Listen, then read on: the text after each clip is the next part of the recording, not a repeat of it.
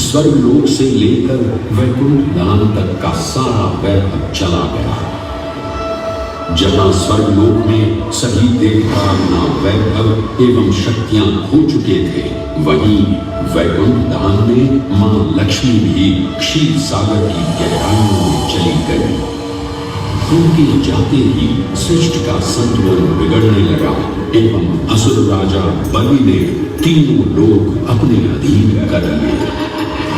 ये सब देखकर सभी देवतागण अपने श्राप के निवारण हेतु भगवान विष्णु की शरण में जा पहुंचे और कहने लगे, हे पालनहार, हे स्वामी, अब आप ही हमें इस श्राप से मुक्त होने का मार्ग बता सकते हैं, अन्यथा हम अपनी शक्तियों से सदैव वंचित ही रहेंगे और युद्ध में कभी भी असुरों का सामना नहीं कर पाएंगे। हे देवराज, ऋषि दुर्वासा के श्राप से सभी देवतागण जीवन मृत्यु के काल चक्र में बंध चुके हैं। इस काल चक्र एवं श्राप से मुक्त होने के लिए अब केवल एक ही मार्ग शेष है और वो है समुद्र मंथन। इस समुद्र मंथन से निकलने आपके खोए हुए यश, वैभव और कीर्ति को पुनः स्थापित करेंगे। परंतु आपको इस मंथन के लिए असुरों के बल की भी आवश्यकता होगी, क्योंकि उनके बिना यह समुद्र मंथन संभव नहीं है। जैसे आपकी आज्ञा प्रभु, हम असुरों के साथ समुद्र मंथन करने के लिए तैयार हैं। देवताओं और असुरों ने एक मन होकर क्षीर सागर का मंथन करना स्वीकार किया। जहां मंदार पर्वत मदनी के रूप में आए तो वहीं वासुकी नाग को नेत्र की भूमिका मिली। भगवान विष्णु ने स्वयं कुर्म अवतार धारण कर मंदार पर्वत को उसका आधार प्रदान किया।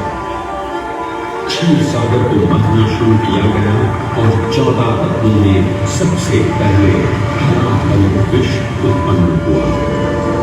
उस विष के प्रभाव को कोई भी देवता या असुर सहन करने में समर्थ नहीं है। इस कालखंड विष से सृष्टि का विनाश हो सकता था। इसीलिए इस आपदा से बचाने स्वयं देवों के देव महादेव प्रकट हुए और उन्होंने इस विष का आह्वान किया। ये सब देव ने विष को भगवान शिव के कंठ तक ही रोक दिया। इस कालपूर्ण विष के प्रभाव से महादेव का कंठ नीला पड़ गया और तभी से उन्हें नीलकंठ के नाम से भी जाना जाने लगा।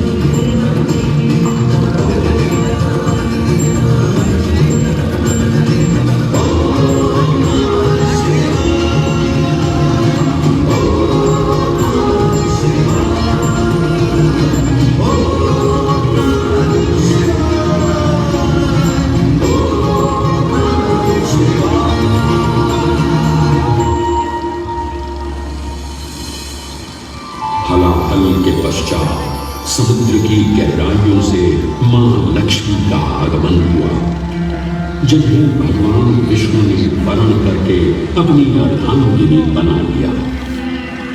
इसके पश्चात समुद्र मंथन से एक एक कर कामधेनु गाय, पारिजात वृक्ष, चंद्र, कल्प वृक्ष, अपार सुंदर अप्सराएं गंधर्व, शंख, चक्ष, वाणी एवं कौस्तुभ मणि जैसे अनेक रत्न उत्पन्न हुए। लेकिन सभी को जिस रत्न की सबसे अधिक प्रतीक्षा थी, उस रत्न का निकलना अभी बाकी था। अंततः आयुर्वेद के देव धन्वंतरी अपने हाथ में अमृत कुंभ लिए प्रकट हुए। अमृत कुंभ पाने की लालसा में सुरों और असुरों के मध्य एक घमासान युद्ध आरंभ हो गया। इस युद्ध के दौरान स्वरभानु नाम का एक असुर अमृत कुंभ को अपने अधीन कर पाताल लोक की ओर चला गया। अमृत कलश को वापस पाने हेतु देवतागण अपने आराध्य भगवान विष्णु का स्मरण करने लगे। तदोपरांत भगवान विष्णु एक सुंदर अप्सरा मोहिनी का रूप धारण कर पाताल लोक पहुंचे, जिसे देख सभी असुर सम्मोहित होने लगे।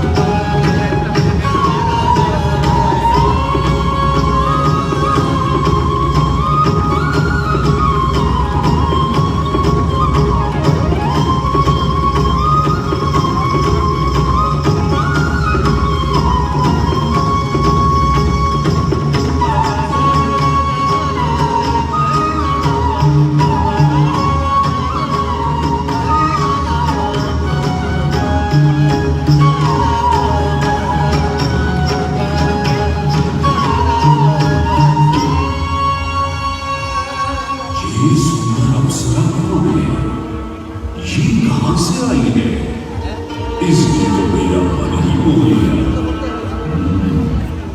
इसे तो मैं ही लेकर रहूंगा। इस सुंदर अप्सरा ने तो हम सबको सम्मोहित कर लिया है।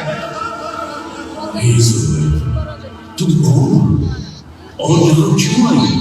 हे असुरराज, मैं मोहिनी हूँ और आप ये समझ लीजिए कि मैं आप ही की सहायता हेतु यहाँ पर आई हूँ।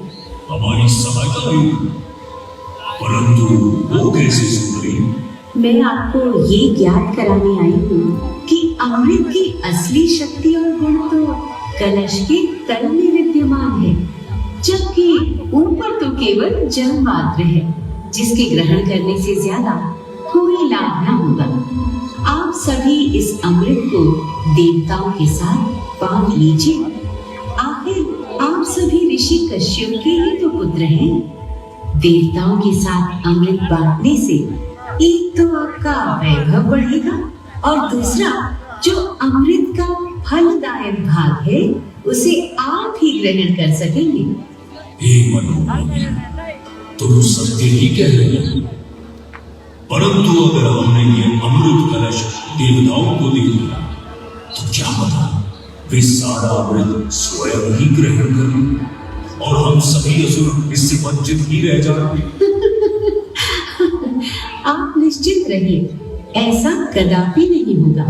मैं स्वयं ही सभी सुरों और असुरों को अमृत पान करवाऊंगी और साथ ही साथ ये सुनिश्चित भी करूंगी कि अमृत का फलदायक भाग आप सभी को ही प्राप्त हो। बस फिर क्या था, भगवान विष्णु की अपरंपार लीला आरंभ हुई। जहां एक ओर सभी देवतागण विराजे तो वहीं दूसरी ओर सभी असुर। मोहिनी रूप धारण भगवान विष्णु एक एक कर सभी देवताओं को अमृतपान करवाने लगे, जिससे वे पुनः अपनी शक्तियां प्राप्त कर सकें। परंतु स्वरभानु नाम का असुर जल्द ही भगवान विष्णु की ये चालाकी भांप गया और चुपचाप देवता वेश धारण कर उन्हीं के बीच में जाकर विराजमान हो गया। तब जैसे ही मुन्नी स्वरभान को अमृतपान कराने हेतु अग्रसर हुई, ठीक उसी क्षण सूर्य एवं चंद्रमा स्वरभान का असली रूप पहचान गए। ये ज्ञात होते ही भगवान विष्णु अपने मूल रूप में परिवर्तित हो गए। अपने सुदर्शन चक्र से स्वरभान का सिर धड़ से